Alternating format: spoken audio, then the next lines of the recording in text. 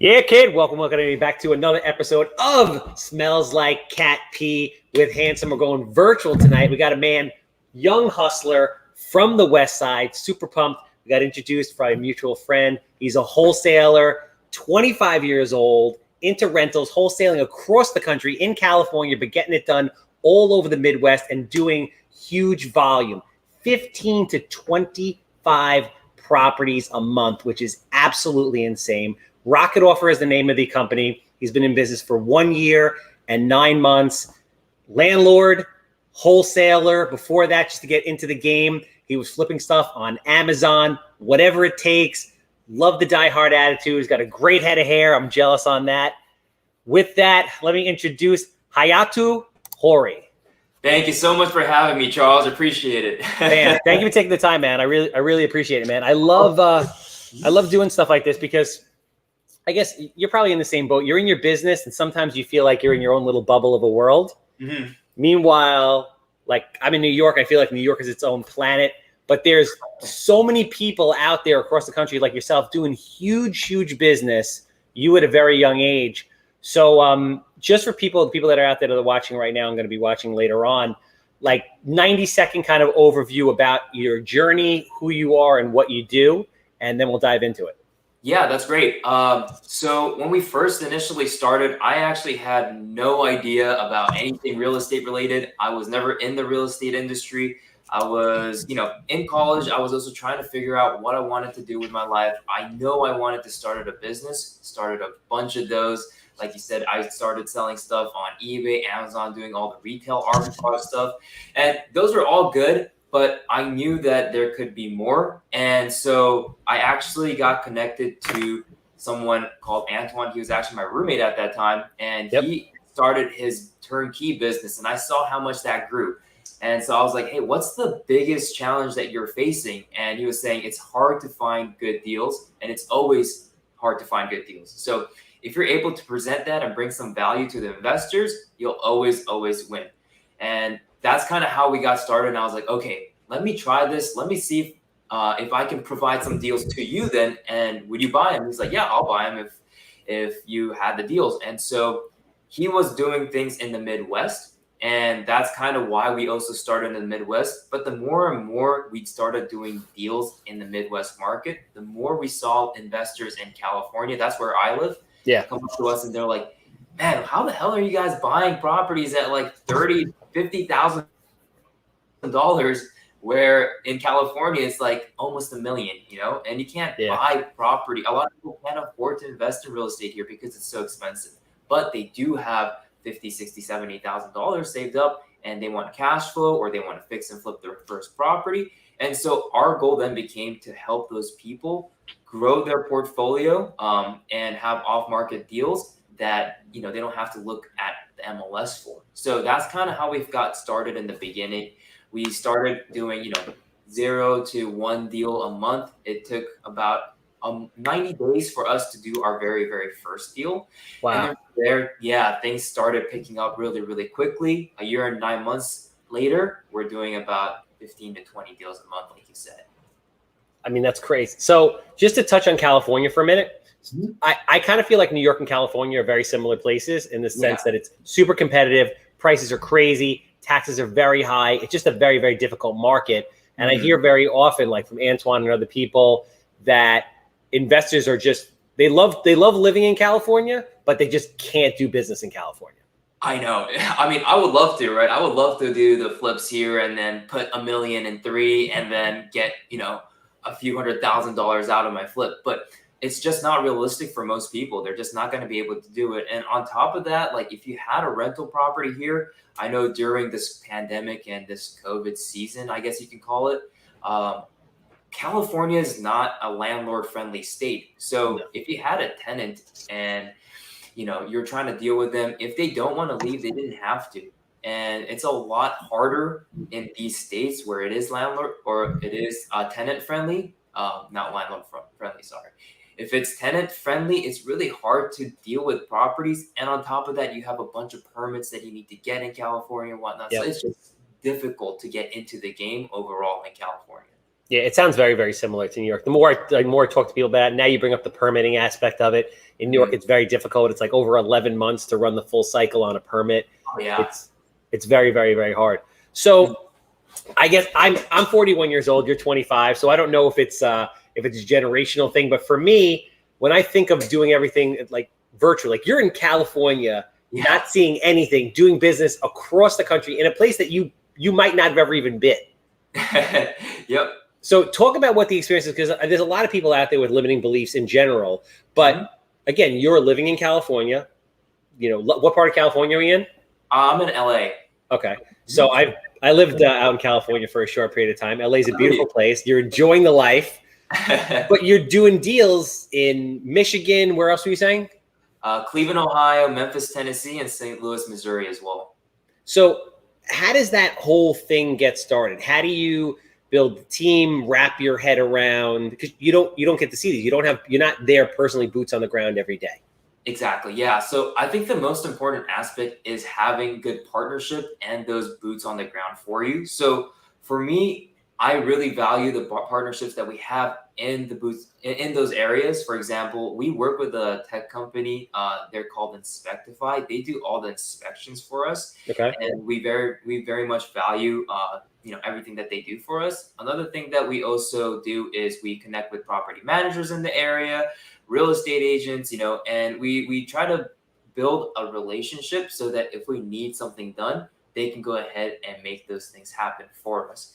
And so I also don't think that doing things virtually is that much different from doing something that's right next door. Because even if I were to go into the next property, if I wanted a property, let's say 2 minutes away from here, I would still have to send in an inspector. I would still have to send in a contractor to get me a bid. I would still get a property manager to manage my property because I want to free up my time and then have them manage the entire thing. So for me, it's not that much different. And I think investing in out-of-state real estate, even if you don't see the property, you have these experts kind of doing all the hard work for you. And you're really relying on their expertise. And I do trust the people that I work with. And so I think that's really, really valuable. And that's how I'm able to do everything virtually and kind of keep, a calm sense of mind, I guess. So talk about the vetting process of how you build your team. Because I have a lot of people that come to me and they say, what do you think about investing out of state and other areas? And I'm like, it's great, but there's a process that you need to build the team. And everyone's like, oh, well, I had a horror story about a property manager, this or that. Talk about your experiences and how you went about, building your team and kind of like the bumps and bruises that go along with that. Yeah, no, that's a great question. I think for us, we're really, I guess, privileged because we speak with a lot of investors. As a wholesale real estate company, we sell a bunch of properties to investors like Antoine from Martel Turnkey, from big institutional investors as well, and some people who have, hundreds of rental properties under their belt in that market. So we have the privilege of asking them, hey, what kind of property managers do you guys use? What kind of contractors do you guys use? What insurance company do you guys use? And from there, we're able to extract that information. And we're like, okay, so it seems like everyone likes going with this property management company. They must be good. We should work with them.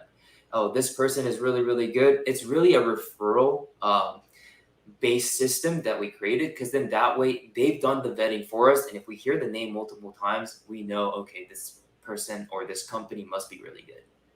No, that makes sense. Talk to me about just like, the personalities of dealing out of the area. Like New York, again, similar to California, everybody thinks you're like trying to get over. It's very, very, very hard to do anything. What is it like getting service from these people? What is it like interacting with the sellers? Are they open? Is it easier to have these types of conversations? Tell me. Yeah, so I would say the sellers are probably the toughest kind of nut to crack, just because they like people from that region and they don't like others coming in necessarily. Oh, really? Yeah. And so at least in the areas that we work with, so a lot of times they're like, oh, like I want to work with someone local. I want to meet that person.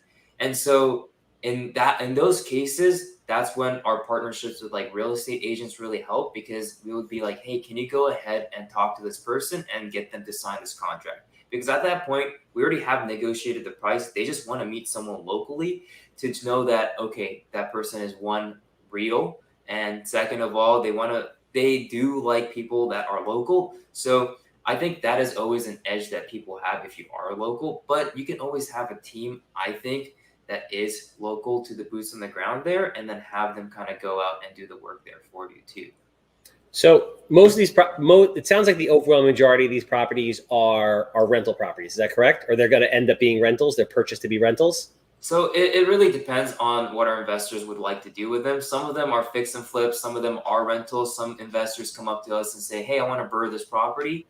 And so it really depends on the investor that comes up to us. But we try to give them all the options that they possibly need to make a decision. And so something that we do that not a lot of, I guess, wholesalers do, and I don't really like using the term wholesalers because it doesn't have a good name. No. And so it really doesn't. And so I'm trying to change that and show people show our investors that we do it right. And so something that we do is we do inspections, like I mentioned, on every single property. So our investors get a full transparent view of the property. Yeah. And then they also get property pictures, and there's a walkthrough video there as well. And there's also repair estimates that the inspector gives us, which is a third party certified inspector. And so I'm not the one saying this is $20,000 worth of rehab. That inspector is giving his or her own idea of what the repair might be. And then we're literally just giving it to our investors and saying, hey, here is a transparent view of the property. Would you like it or not? We suggest that the ARV is this much. We think that the comps are these, and we think that you can rent them out for this much if you do this much work. So we do all of it. And we always ask our investors to do their own due diligence, obviously, but we do whatever we can in our power to come up with estimates and kind of present a deal in front of their face and say, this is a good deal. No, very smart, man. You want to make it easy for people to buy, really, right? You want to set it all up so that it makes sense, all their questions are answered, and it's easy for them to say yes and pull the trigger. I'm curious to know, so if some of these end up becoming rentals and you have realtors that are actually out there, two things that would come to mind to me, which is, it's kind of sad that I think about this, but if you're sending a realtor over there and the realtor, so in New York, I get most of my deals through agents. I know thousands of realtors through my social media and networking platforms and all that kind of stuff. So I always give the deals back to the agents. That's why they come to work with me. That's one of the reasons, or probably the biggest reason, 80%. So if you're sending an agent out there to try and get a contract signed, but they're not necessarily going to be able to get the listing because it's either a rental or the buyer, who's not ultimately you, it might have somebody else in mind. How do you make sure that you don't get a deal stolen from you, or that they have your best interest in mind? Yeah, that's always a tough one. We've gladly never had to encounter that with our real estate agents or who we work with. Most of the time, obviously, we try to do as much as we can to sign everything digitally. So I would say 95 to 98% of all the contracts that we've sent out are all signed digitally. I sign them on my phone. It's tap, tap, tap, tap, and it's done. But there are people which I'm always baffled with, is some people don't have emails, or some people don't want to create email addresses.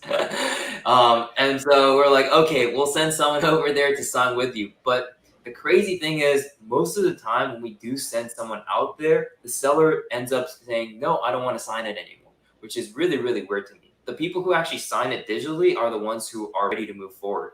That's interesting. Majority of the case, yeah, which is really, really interesting to me. So how do you go about, so obviously, if people are skeptical, you're not there. You can't go and meet them, and you don't, like you said, have a presence in those areas.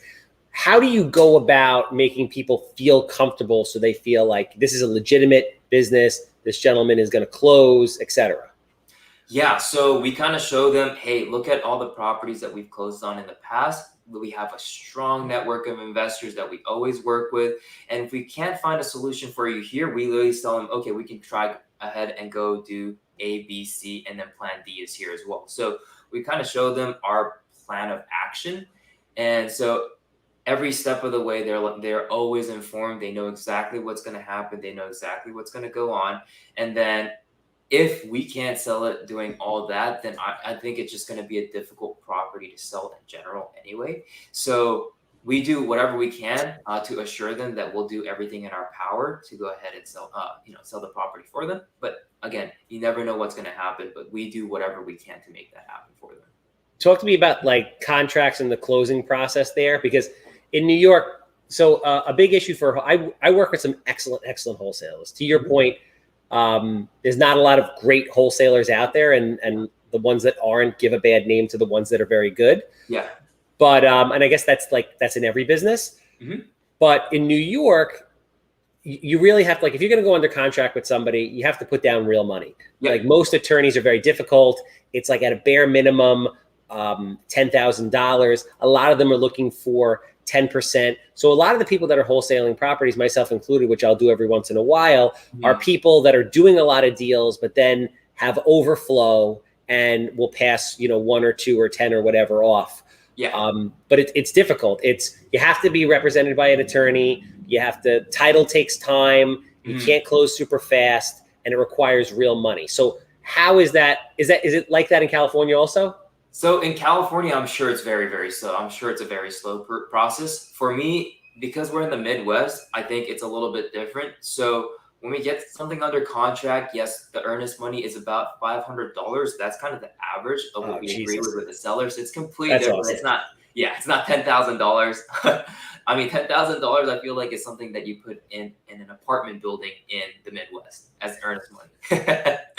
So that's kind of how things work there. And also with the $500 earnest money deposit, we also have an inspection period in our contract. So we have, let's say, a 20 to 30 day inspection period, and say something like, hey, if we notice anything wrong while we're doing an inspection, we always have the option to back out of the contract, and we'll get our earnest money back. So there's really no risk for us there in case that, things don't go well. So that's something that we always have as well. And then closing usually takes about 30 days from when we get it under contract. So we get the property under contract, and then it takes about a week or 2 to get the inspection and all the marketing materials completed. Once those are completed, then we have another 2 weeks to go ahead and sell the properties. That's awesome. So talk to me about your marketing process, because that's like, people are out there and they're like, we're looking for deals. And I always tell people, I'm like, listen, there's nothing like, Charles, how do you do all these deals in such a tough market? I'm like, there's nothing different than what I do versus how Coke sells Coke, Pepsi sells Pepsi, Best Buy sells TVs. It's just about doing 30 or 40 different things consistently well all the time. Yeah. And it happens. So I'm just curious to know, and I'm sure everybody watching is curious to know, just a little bit about your marketing, whatever you're willing to disclose in regards to cold calling or mailers, or I've watched some of your TikTok videos, which are very cool, where you talk about, pixels and basically, what is it, like retargeting off of Facebook. And you're a very, very sharp guy. You're young and you grew up in that era. I'm 41. So I'm trying to get it, but I didn't grow up with it in the same way. But it's very fascinating stuff. And it's very inexpensively. You can really, really badger the hell out of people in a good really way. So, I mean, that's a great point. I think for me, the most important thing for me is systems and processes, because without the systems and processes, I don't think I could scale my team. So we started with, just me and 2 other guys. And then now we have a team of about 16 people in our team. Nice. So it has grown a decent amount from when we first started a year and 9 months ago. And so we wouldn't have been able to get there without the systems and processes. So kind of how our entire thing works is, for acquisitions, we do anything and everything. So you can name it, like postcards, cold calling. I think everyone who's doing acquisitions in real estate does essentially the same thing. They're just really, really consistent with it. And I feel like everyone is sending consistent amounts of either messages or cold calls or postcards to get those deals under contract. And then from there, once you get them under contract, I also mentioned doing some digital ads as well. So it's because I ran a marketing business before. And so I was very familiar with running Facebook ads and whatnot. So we do run them time to time. They can get expensive. So sometimes they'll produce really good leads. Sometimes they don't. It's kind of a hit or miss, but we still try everything. And then from there, once we get something under contract, and that's when we move it to our marketing materials for our investors. Yeah. So like I mentioned with you, we go ahead and do inspections. We cover that inspection cost so that our investors don't have to, so they don't have to pay $300, $400, $500 for the inspection. We'll cover it. We'll pay for it. It's totally cool. The reason we do that too is because if the property is tenanted, we really only have one shot to go in. And, other people are like, hey, I want to go in at this time. I want to go in at this time. It's like, well, we're going to go in with our inspector. Then are you good with the inspection report once we get it? A lot of people say, yeah, I'm ready to go. If I see the inspection report and pictures and walkthrough video, I'm good. And so that's when we're like, okay, we'll just go ahead and do the inspection for them. We'll pay for it. And then it'll serve as marketing material for us. And then from there, we also have a lot of investors in, California, New York, Chicago, expensive areas. So that's when we're like, hey, if you need introduction to property management companies, contractors, insurance companies, and even like a hard money lender, you can reach out to us and we'll go ahead and introduce you to them once we're under contract. So then you have the boots on the ground that we do. That way they're kind of at peace of mind with the property that they're going to purchase 1,000 miles away. And they have all the tools that they need to go and make that property successful. Very smart. What would you say is your number one means of acquiring properties? Is it cold calling? What do you think performs the best for you in those markets?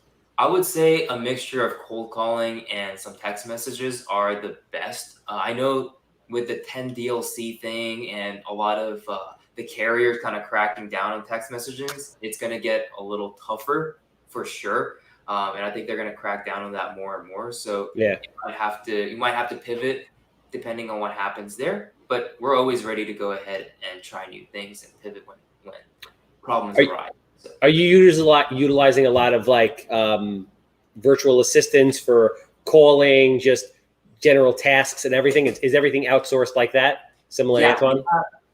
We have about 8 full-time employees or virtual assistants. I like to call them employees just because I think they're a part of our team and everything. So of course, for them, they work full-time working on acquisitions, cold calling, and text messages and others as well, like postcards and whatnot. So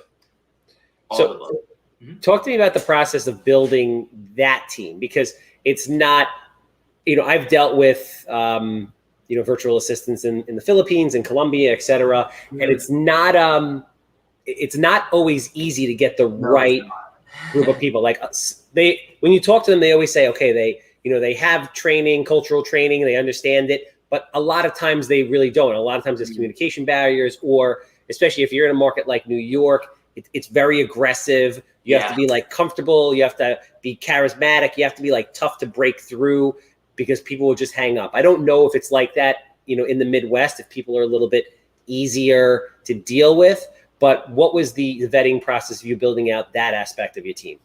Yeah, that's a great question. So it is similar to New York in those markets where a seller will literally just hang up if they don't like the other person. So it is very important to be meticulous and thoughtful about the phone calls that you make with those kind of people.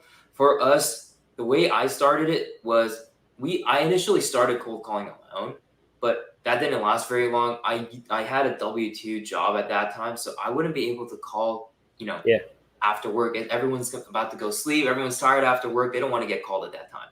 So I couldn't call during the day. And what we did was we hired people on Upwork. We hired several, virtual assistants. I think we hired like 8 or 10 off the bat because I had experience working with them. But I recorded everything that I did and all the scripts that I wanted to have done. Yeah. So it literally had a templated script and kind of answer to questions that I usually get, some negotiation tips and whatnot, laid it all out. And then we gave it to 10 people and we said, okay, try to get some deals. And usually out of the 10, you'll see like 1 or 2 shining stars. And those are the people that we kept. And the other 8 people, we just had to, kind of end our relationship with those people. But the other two that we kept, we actually have one of them still to this day that work for us since the very beginning. And he's been with us for 1 year and 9 months now. And he's been crushing it, getting deals on for us on a consistent basis. So what kind of so I guess what kind of training period do you usually give them? Like, do you say, listen, we're going to give you a 3-month trial period, a 6-week trial period, and what is the training like for them? Like, do you just, the videos, very smart, you give them the videos, but are you constantly talking to them on a daily basis, reviewing things, driving home points? What is the training like, and how much time do you give them before you say this isn't for you? Yeah, so we give them basic training, like, hey, this is how you go ahead. These are the questions that you need to go ahead and ask the seller. These are the some of the information that you need to go ahead and gather. And a lot of times they'll come back and be like, hey, how do I answer this? How do I answer this? And so we do have a manager that we hired that does say, hey, you should go ahead and respond to this. You have to go to respond to this. But my partner, who's more on the acquisition side, he does jump in as well and kind of gives them tips on how to go ahead and respond to these people. So it is still somewhat of an involved process. But once you do it over and over and over again, usually within 30 to 60 days, these virtual assistants or our employees, they're really good to go. They know how to respond to people now. They know how conversations usually go. And it's just repetition. It's kind of like going to the gym. The more you do reps, the stronger and closer to the goal you'll get. And I think a lot of our acquisitions guys are motivated because they do get a bonus when they get something under contract, and it's really good for them too. So no, it makes sense. Do you use any states? Do you blend in any stateside callers? Like, I know guys that kind of have like a mix. So they'll have, 10, 15, 20 people calling from overseas, and then they'll have like 5 in-house just trained killers that are making a lot more money, but they'll set it up where like the virtual assistant callers are they're more vetting to make sure people own the properties that they're willing to sell. And then they'll upload that information to the CRM. And then the in-house stateside people will really start, hammering and reaching out and closing the deals. Do you have a mix, or is everybody overseas? Everyone's overseas. Everyone in our acquisitions team is pretty much overseas, and they actually have the power to send the contract. So I give them okay to send the contracts out, and they're really the ones negotiating the price and sending the contracts out. I just look over it. I'm like, yeah, that price is good. Let's go ahead and sign it. And we are getting so many deals right now that we're actually trying to catch up on the sales side, because it's like, wow, we got like 4 properties on, Friday. We need to go ahead and complete all the marketing materials, and it's hard to catch up to all that. We have 50 properties right now in our CRM. I think 10 of them are about to sell, and then we have another. Wow, that's awesome, man. Yeah, it's great. With real estate being so situational in the sense that location matters. Well, location matters, school district matters, condition matters. How do these cold callers go about figuring out what the appropriate offer price is, and how accurate are they in the long term? So we have a system in our CRM. So they answer all these questions. We get all these questions answered from the sellers. And then they'll go ahead and input all that information. And then we give them a range of, you can offer up to this much from this much. And so they have a range of what they can work with, and it'll literally spit out a number for them. So we made it really, really easy for our virtual assistants to really just make an offer right on the spot using our CRM. But how accurate has that proven to be? Only because I feel like if I go look at 5 different houses, every single house is different. totally different. Yeah. So this is like fascinating. Yeah. It's so we have certain levels. So first we collect all that information, and then it does give us a range. But before we give any sort of offer, we do a secondary check, and we're like, okay, is the ARV correct? And is the number of bed and bath correct? And so we kind of do a secondary review of all those information. And once we've updated all that, then we have another updated maximum offer range. Got it. And from there, we go ahead and place an offer. But it's been quite accurate so far. I think there always is a way to, make it better. But for us, it's been quite accurate enough that, our properties are selling and it is moving forward. So it's going quite well so far. How many renegotiations do you have after the inspection? It depends. So, once we do the inspection and there's literally nothing that the inspector finds, then obviously there is no point of us doing a price reduction or asking for one. And if our investors also went in with our inspectors and they thought the same too, and they're good to go with that number, that's fine with me. We'll just go ahead and close. Everyone's happy. It's a win-win deal. But there are times when we walk in the property, it's like, oh my God. How do you let a property get that bad? So in those cases, then we'll have to be like, okay, you're never gonna get 80,000 for this home. It's gonna have to be like 60. And so that's when we go ahead and do those reductions. And the inspection reports that we actually get back, those are really, really helpful for us too, because then we have something to go back with, and we're like, hey, Mr. Seller or Mrs. Seller, we see that there's about $25,000 worth of work. You can see our certified inspector gave that. We need a price reduction here. And so that's really powerful there as well. So do you have a sweet spot in regards to like what you guys are paying for houses? Like, do you tend to, like for me, I'll do primarily first-time home buyer market. So in New York and Long Island, that means Nassau County houses that sell for under $675. In Suffolk County, it's like $550 or less. So do you find that you guys stick for a certain niche houses and you know them, you know the areas, and it's easy for you to kind of crank it out? Or are you all over the map? We're quite spread out on the map, I would say, because we have so many investors and we have so many different types of investors. So like some institutional buyers, those institutional buyers, they're very specific about what they buy. They're like, I don't buy over this street here, or there's a railroad here, and across that, we're not going to buy anything. Even though the numbers all work out, even though it's a 3-bed, 2-bath, year built is after 1950, even all those conditions met, they just won't buy it because it's over another street. And so we have other investors though that will go ahead and be like, oh, I don't care if it's across a railroad. I would want to buy that property. It's a good deal. The numbers make sense, and I want to move forward with it. So because we have so many different types of investors, we try to cater to almost all of them. For example, like a fix and flipper and a buy and hold investor is completely different. A buy and hold investor is never going to buy something that's $20K and needs $40K of rehab.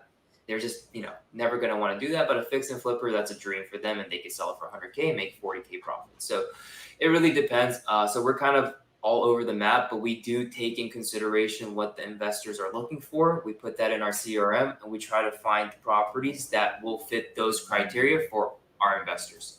So talk about your journey with the CRM. So I'm now implementing a CRM, or I have been, and the build out. I mean, even though bro, it's brutal. I mean, the best thing I did, and it's not even 100% done, I don't think it ever will be, is I hired an intern. First, I hired a company to build it out. It was an absolute nightmare. Fired them, and then I hired a computer science intern for the summer, and he was amazing. But it's a lot of work. Like these canned products that they tell you are like set up and ready to go are not. It's no joke. Yeah, it's absolutely no joke. We started with the CRM. So we started with Podio in the beginning. Okay, yeah. We quickly learned that it wasn't for us. We didn't really like it. So we moved on to Zoho CRM, and that's what I have. Oh, is that what you used? Yeah. That's yeah. It's no joke. That thing is so difficult, but it's so worth it once it's built out. Yes. So it took us, we're still making changes on it. We're still adding things to it. We're still making things better, but I think it's never going to stop. I think it's never going to be a consistent that you always implement, but it's the most important thing in our business. If I don't have the CRM, there is no way in hell I'll be able to go ahead and manage these 50 properties. No, without a doubt. Yeah, it's a constantly evolving. Now, are you guys actually making the tweaks and changes to the CRM in-house, or do you have somebody who's doing it for you? Yeah, so we actually did everything in-house. We temporarily did try to hire someone for a specific thing in the CRM. Just did not work out. Yeah.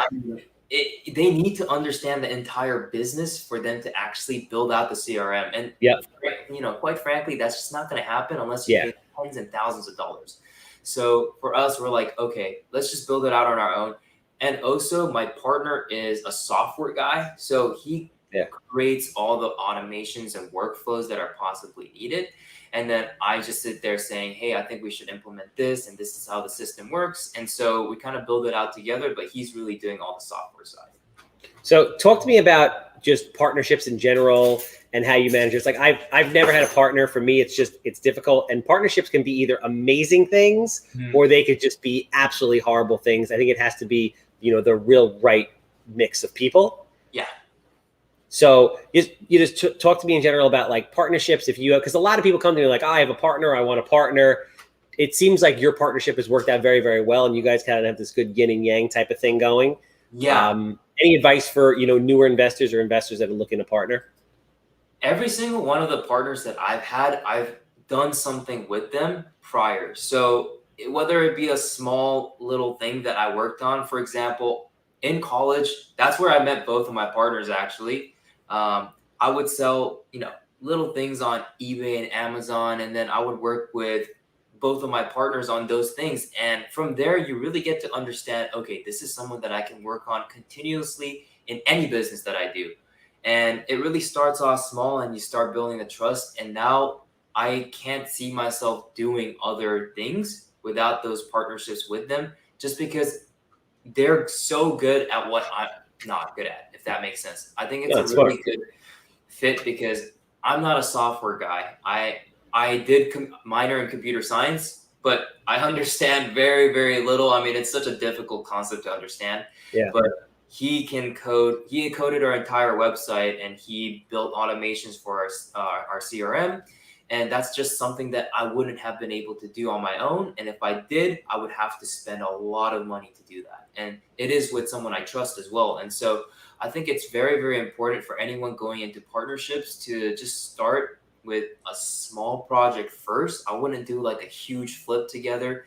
Maybe just something small to partner on. Maybe it's a joint venture, a wholesale deal, or maybe it's even just a little side project. Maybe you come up with a blog article together or something, but you can see how each person works. And from there, you can be like, okay, that person is it. That person is great for me. I think we're a great fit. We have the same goals and same visions, and we are aligned on what's the most important thing. And then from there, I think it can grow that partnership and doing more and more things with that person. Very smart, bro. I want to talk about social media, your social media presence. How you feel it's impacted your business. What are you looking to do with it? Because you're very active. I see you on IG, on TikTok. I haven't looked on the other platforms, but I assume that you are. Talk about your general social media strategy, what you're looking to do with it, and how it's impacted your business.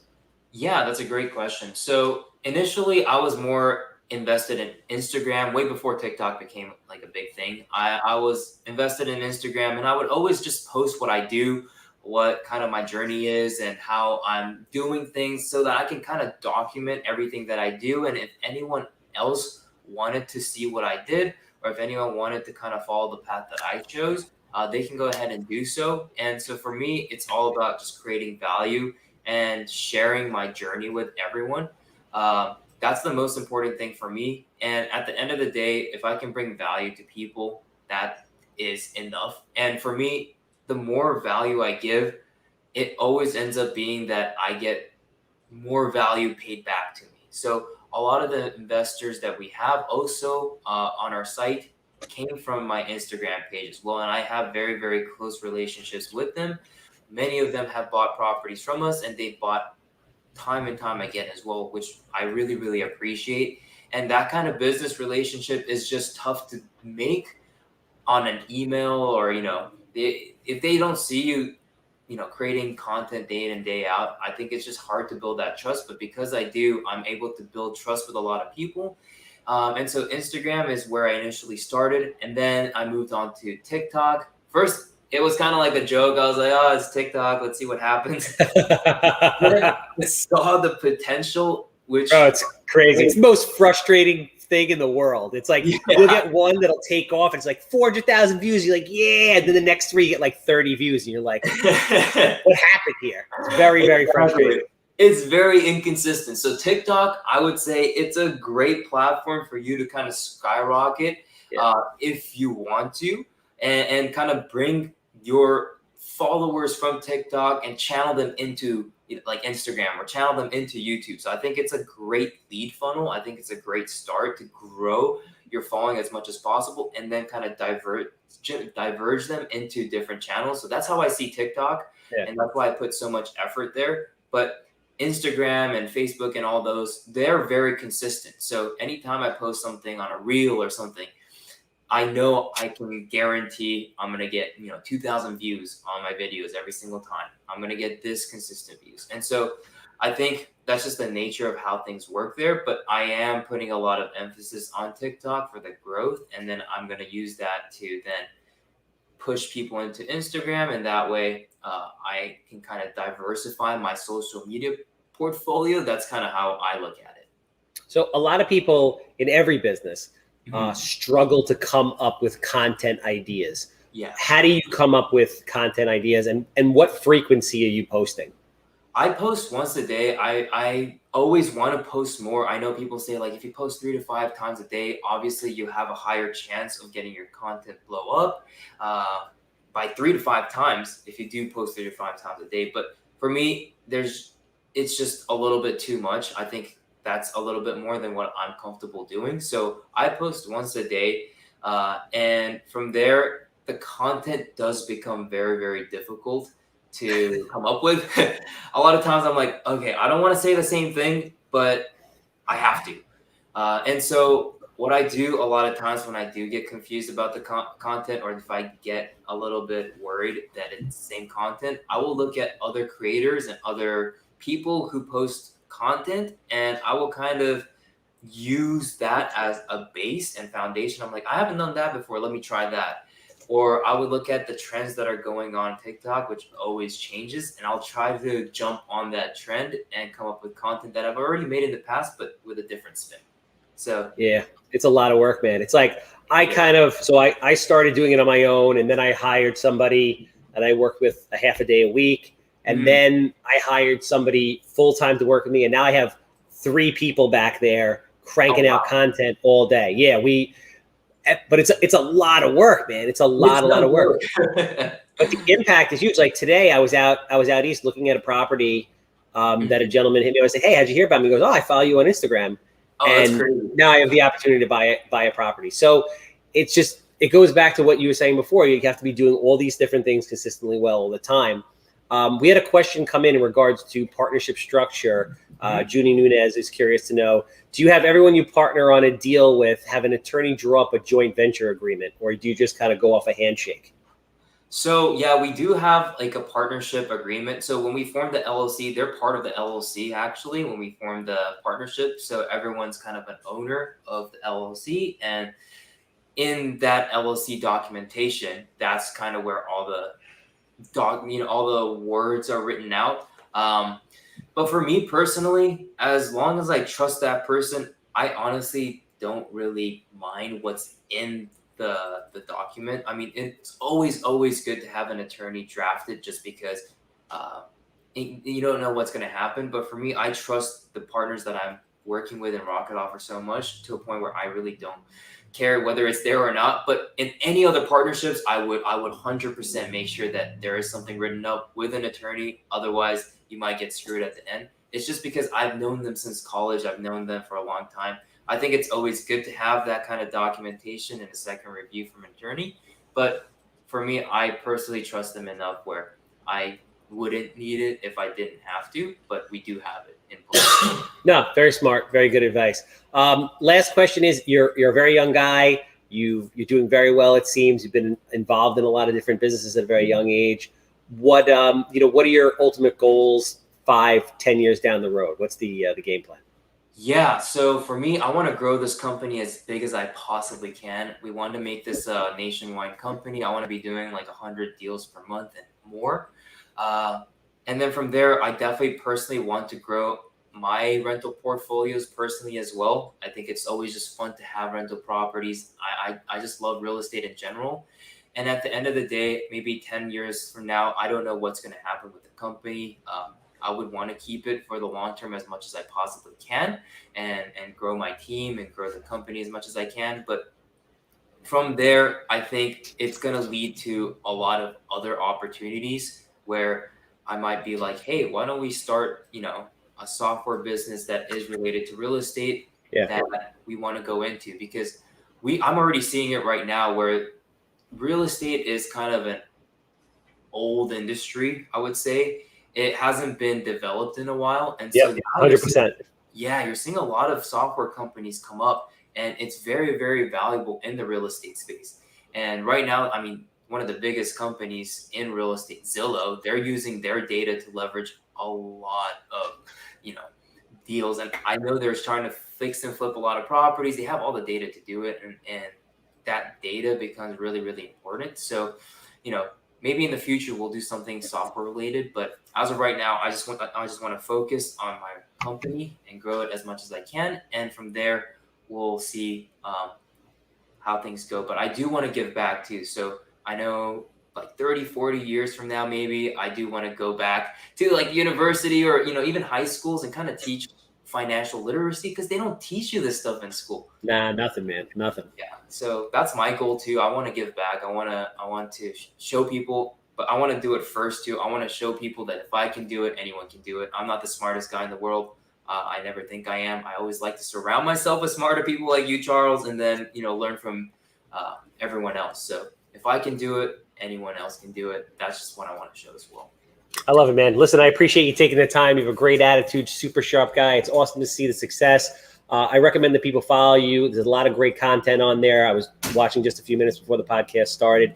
If people are interested in working with you, meaning they're invested looking to purchase in the areas that you currently work or possibly would in the future, or just following to learn bits and pieces to get into it, how do they find you on the different platforms? Yeah, if you want to ask me any questions about the properties that we have, or just wanting to go into real estate in general, feel free to send me a message, I believe on Instagram. I think that'll be the easiest way for you to reach out. And then if you want to see some of my content on TikTok, where I go through some basic content on how to get started in real estate, how to buy a first property, how I got started, I think that's kind of where the most value would be if you're trying to consume content. But if you're trying to reach out to me directly, Instagram would be a good place where you can reach out to me, and I can always help you there as well. Beautiful. Love it. Obviously, I'm the Handsome Homebuyer. If you're in New York, if you have a house that smells like cat pee, it's dated for the 1960s, 6 inches of mold on the wall, human waste floating past the basement steps. Quick, easy, always a good time. I want to buy it. 516-777 sold. That's a wrap.